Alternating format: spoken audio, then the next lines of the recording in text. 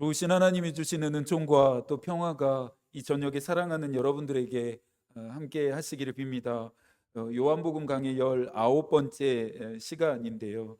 점점 하나님이 뜻하신 하나님의 때가 가까이 오고 있습니다. 마치 시계가 시간을 알려주듯이 하나님의 때를 알려주는 표현들을 요한은 19장에서 의도적이고 반복적으로 사용합니다. 그때를 유월절 또는 유대인의 준비일이라 표현했습니다.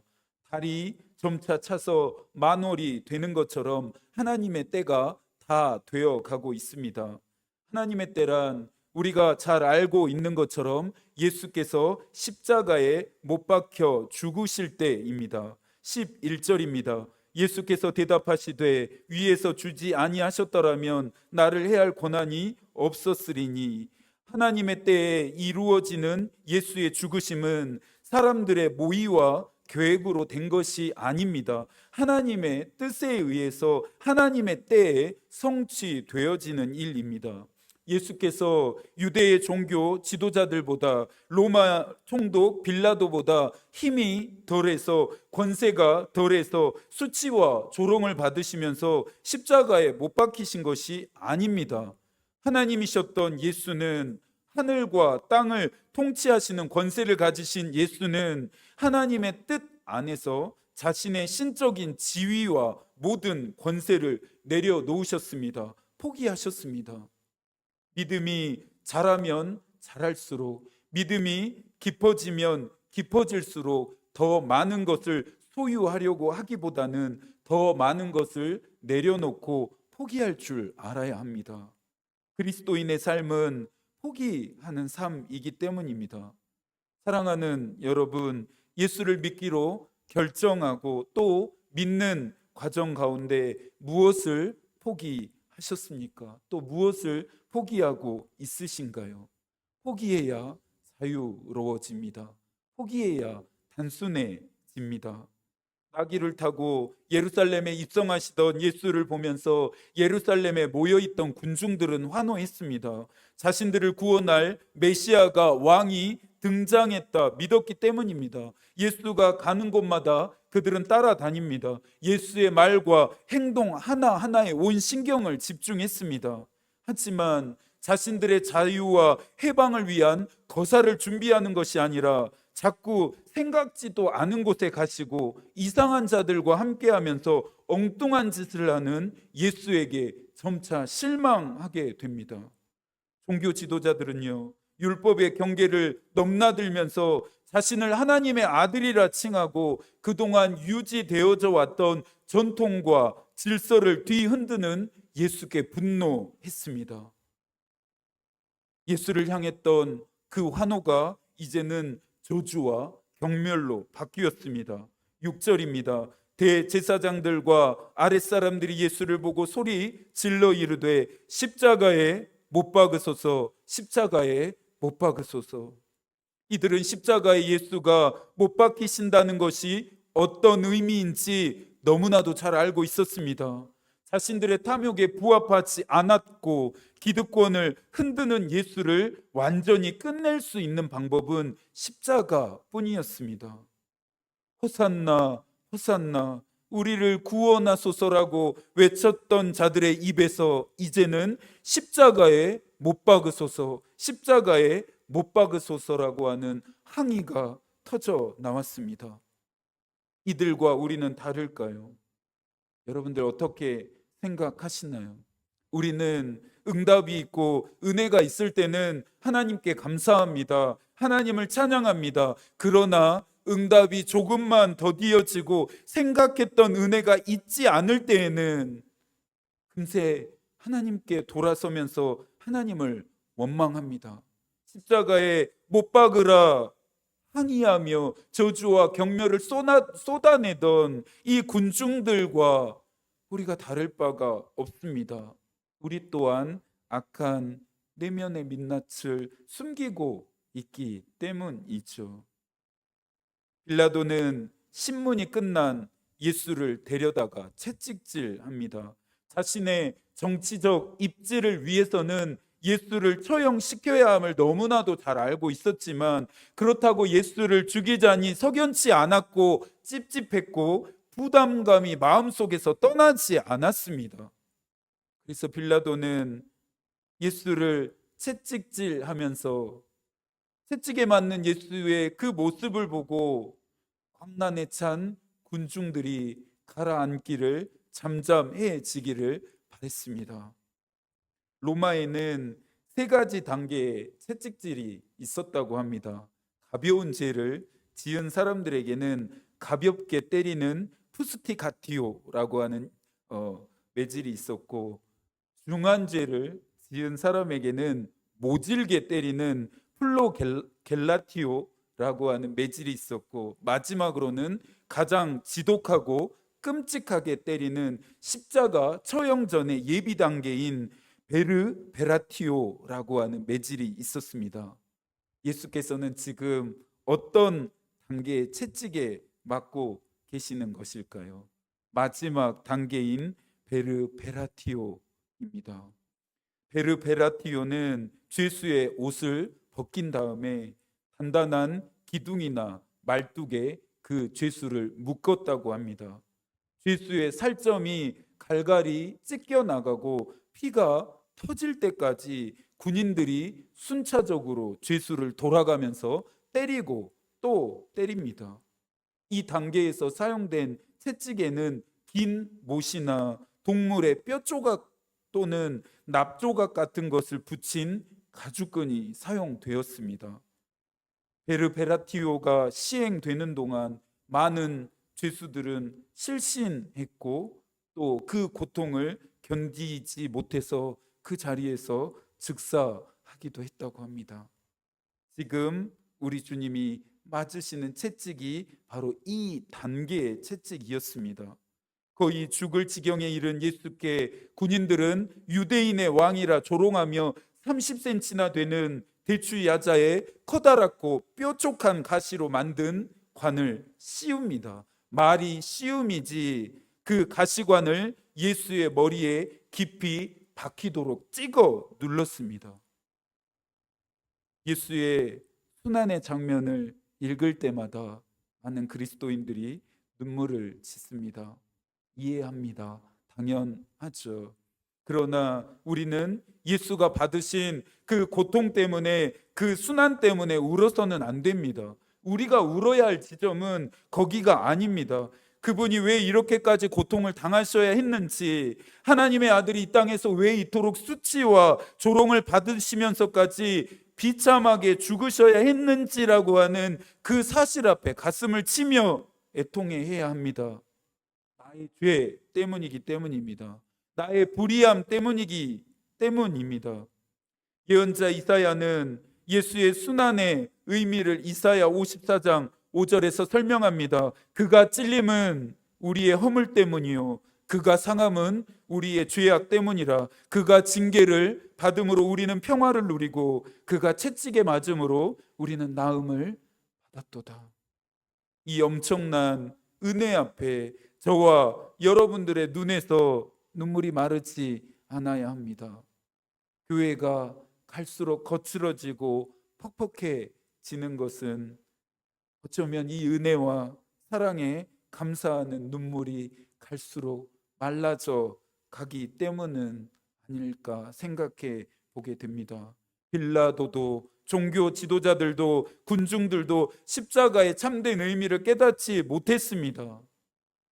십자가에 못 박히신 예수를 바라보면서 오늘 본문에서 가슴 아픈 장면이 또 하나 있는데요. 15절입니다. 함께 읽어볼까요? 그들이 소리 지르되 없이 하소서 없이 하소서 그를 십자가에 못 박게 하소서. 빌라도가 이르되 내가 너희 왕을 십자가에 못 박으랴. 대제사장들이 대답하되 가이사 외에는 우리에게 왕이 없나이다 하니. 이스라엘은 누구의 백성입니까? 하나님의 백성입니다. 하나님이 특별하게 선택하셔서 복과 사명을 주신 자들입니다. 하나님 외에 다른 신을 섬기지 않겠노라 하나님과 언약을 맺은 자들입니다. 그런데 지금 예수를 십자가에 못 박으라고 하면서 그들은 이 언약을 파기합니다. 하나님의 백성됨을 스스로 부정합니다. 하나님 외에 다른 신을 예배하기로 결정합니다. 눈앞에서 다 죽어가는 예수라고 하는 자가 자신들의 왕이 아니라 로마 제국의 황제인 가이사가 자신들의 왕이라면서 대제사장들이 앞서서 그 사실을 공표합니다. 이스라엘의 짙은 어두움이 내려앉고 있습니다. 빌라도와 마찬가지로 예수의 죽음에 그들 역시 책임을 져야 할 것입니다. 이제 예수는 골고다의 다른 두 죄수와 함께 십자가에 매달려 가장 수치스럽고 가장 끔찍하며 가장 고통스러운 죽음을 맞이하게 됩니다. 예수가 십자가에 못 박히신 목적 또한 요한은 반복적인 표현을 사용해서 우리에게 그 목적을 전달합니다. 28절입니다. 그 후에 예수께서 모든 일이 이미 이루어진 줄 아시고 성경을 응하게 하려 하사 이르시되 내가 목마르다 하시니 36절 이 일이 일어난 것은 그 뼈가 하나도 꺾이지 아니하리라 한 성경을 응하게 하려 함이라. 성경에서 말하는 것처럼 예수께서 십자가에 못 박히신 목적은 세상 죄를 위한 완전하고 온전하며 충분한 희생, 봉헌, 속죄가 되게 하기 위함이었습니다. 이 신비는 하나님이 세상과 인간을 얼마나 사랑하시는지를 알리기 위함이라고 요한은 단순하고 명쾌하게 정리합니다. 예수 그리스도는 세상의 모든 사람들의 죄를 위해 죽으셨습니다. 그리고 저와 여러분의 죄를 위해 죽으셨습니다. 하나님은 세상과 인간을 사랑하십니다. 그리고 저와 여러분도 사랑하십니다. 예수께서는 하나님이 우리를 사랑하시고 예수도 우리를 사랑하니 이 사랑 안에 너희가 거하라 말씀합니다. 신이 피조물을 사랑한다라고 하는 교리를 가진 종교는 기독교밖에 없습니다. 이처럼 따뜻하고 아름다운 교리를 가진 종교는 기독교뿐입니다. 그 사랑을 어떻게 증명하셨습니까? 하나님의 아들이신 예수 그리스도를 십자가에 못 박혀 죽게 하심으로 증명하십니다. 그러니 이 사랑이 가짜일 수 있습니까? 이 사랑이 있다가 없어질 수 있습니까? 이 사랑이 변합니까? 이 사랑이 믿음 생활을 잘할 때는 받을 수 있고 잘하지 못할 때는 못 받게 되는 것일까요? 이 사랑이 어떤 자들에게는 많이 또 어떤 자들에게는 적게 차등적으로 주어지게 됩니까? 틀렸습니다. 모두 다 잘못됐습니다. 하나님의 사랑을 오해한 것입니다. 하나님의 사랑은 인간들의 사랑과 다릅니다. 우리를 향한 하나님의 사랑은 어떠한 상황에서도 절대 변하지 않습니다. 절대 바뀌지 않습니다. 우리를 향한 하나님의 인자하심과 자비하심은 영원하다. 시편의 히브리 시인들이 계속해서 노래하고 있습니다. 믿음 생활은 하나님께 벌을 받을까 봐 두려워하는 마음으로 조심하는 마음으로 하는 것이 아닙니다. 물론 이런 마음도 어느 정도는 있어야 하고 필요하지만 꾸준하고 균형 있게 성실하게 믿음 생활하는 데에는 두려워하는 마음, 조심스러워하는 마음은 전혀 도움이 되지 않습니다. 믿음 생활은 내가 사랑하는 하나님이 원하시는 것은 무엇일까 자원하는 마음으로 하는 것입니다. 웨슬리는 믿음이 있는 사람이 이 마음을 가질 수 있는데 하나님을 사랑함으로 그가 기뻐하시는 일에 자원하게 하는 이 믿음을 아들의 믿음이라 정의했습니다. 그 반대는 종의 믿음입니다. 아들과 종의 신분은 하늘과 땅 차이입니다. 당연히 누리는 권위와 권세도 하늘과 땅 차이입니다. 여러분은 종의 믿음으로 하나님을 섬기고 있으십니까? 아니면 아들의 믿음으로 섬기고 있으신가요? 하나님의 사랑을 확신하는 것은 우리의 믿음 생활에 도대체 어떤 유익이 있는 것일까요? 하나님이 나를 사랑하신다라고 하는 이 확신은 내가 하나님을 기쁘시게 하는 삶을 살게 하는 원동력이 됩니다. 내가 사랑하는 사람, 내가 사랑하는 가족, 내가 사랑하는 자녀들, 내가 사랑하는 자손들을 위해 내가 아낌없이 무엇이든지 내주고 싶은 마음처럼 말입니다. 하나님께 사랑받으려고 애쓰거나 노력하지 않아도 됩니다. 우리가 사랑받을 만해서 하나님이 우리를 사랑하신 것이 아니기 때문입니다. 우리가 먼저 그분을 사랑한 것이 아니라 그분이 우리를 먼저 사랑하셨습니다. 사랑받을 만한 자격과 공로가 있어서가 아닙니다. 값없이 조건 없이 은총과 선물로 이 사랑을 우리가 받았습니다. 우리를 있는 모습 그대로 하나님은 사랑하십니다. 저와 여러분은 하나님께 이 사랑을 받고 있습니다. 믿음 생활을 해 가시면서 이 사랑을 여러분들이 충분하고 충만하게 누리시고 또 경험해 가실 수 있기를 축복합니다. 웨슬리는 우리가 어떤 태도로 하나님께 우리의 마음을 드려야 하는지도 설명합니다. 우리가 하나님께 드려야 할 희생 제물은 마음의 산 희생 제물일 것입니다. 거룩한 사랑의 불길로 그리스도를 통해 하나님께 지속적으로 제물을 드립시다. 거룩하신 하나님과 우리가 연합하려면 하나님을 사랑하는 마음이 꼭 반드시 필요합니다. 하늘과 땅으로 분리되어 있던 하나님과 우리의 관계를 십자가에 못 박혀 죽으신 예수가 연합하게 했습니다. 하나 되게 만들어 주셨습니다. 연결시켜 주신 것이죠. 참된 십자가의 의미이고 우리에게 십자가가 필요한 이유입니다.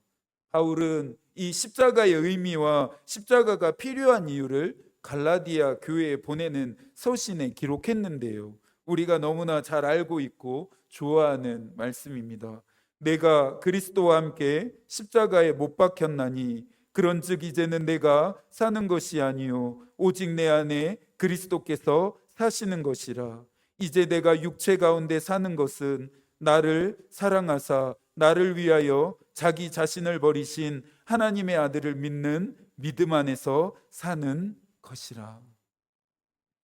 예수를 믿음은 예수를 믿기 이전에 나는 죽고 예수 그리스도를 믿는 믿음 안에서 새롭게 살아감을 의미합니다. 계속해서 그분 안에서 날마다 내 믿음이, 내 삶이, 내 영혼이 새로워지는 것입니다. 어떤 사람이 되느냐는 중요하지 않습니다. 하나도 중요하지 않습니다. 어떤 삶을 사느냐가 훨씬 더 중요합니다. 하나님은 내가 어떤 사람인지를 주목하는 것이 아니라 내가 어떤 삶을 살았는지를 주목하시고 그 삶에 따라 우리를 심판하십니다. 저와 여러분은 하나님이 기뻐하시는 사람이 되고 하나님이 받으시는 삶을 살 수 있기를 소망합니다. 남은 한 주도 여러분을 사랑하시는 예수 그리스도를 믿는 믿음 안에서 사실 수 있기를 축복합니다. 여러분을 위해 기도하겠습니다. 하나님의 마음이 우리의 기도가 되고 하나님의 뜻이 우리의 길이 되기를 빕니다. 아멘.